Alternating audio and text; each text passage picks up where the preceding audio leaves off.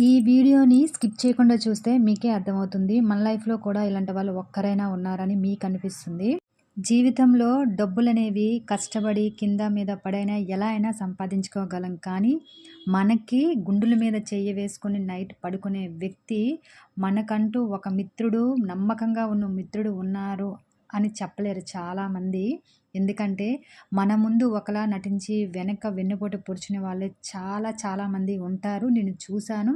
నా లైఫ్‌లో అలాంటి వాళ్ళు లేరు.